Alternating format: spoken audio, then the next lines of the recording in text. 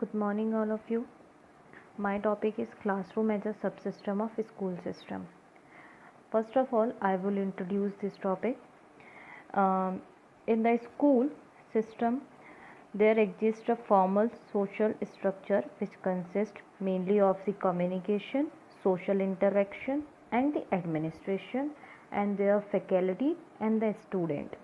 Educational administration and in school organizations are part of theoretical system.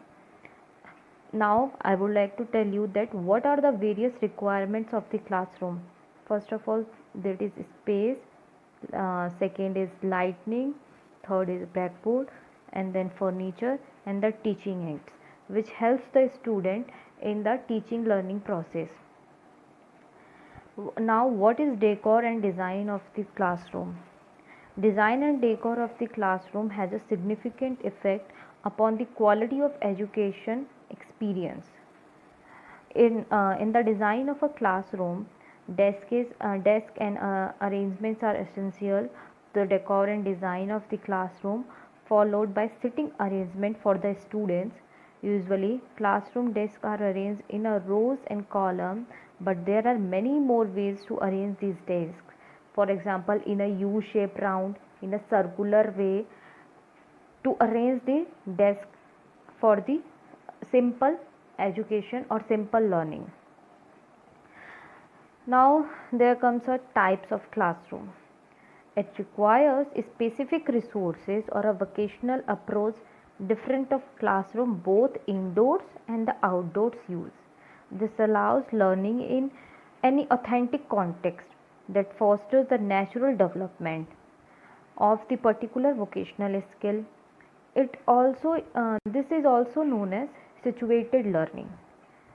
There are few examples, that is classroom as a computer lab used for lesson in schools.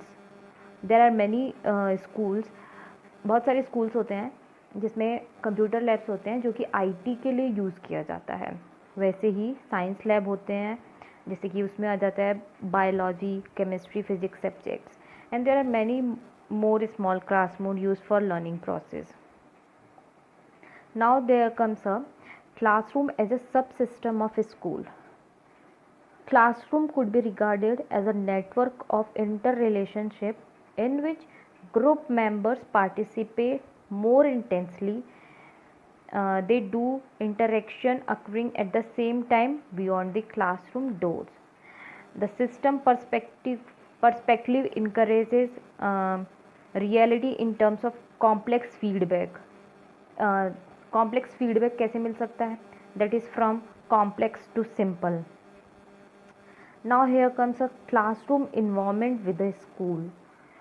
बहुत सारे educational concept include करते हैं इसमें. सबसे पहला आता है physical environment, जिसमें इंक्लूड होता है कंपोजिशन, क्लासरूम का साइज एंड देयर मैनेजमेंट, कि किस तरीके का मैनेजमेंट है वहाँ पर. दूसरा होता है classroom climate, it improvement in the school climate and educational climate.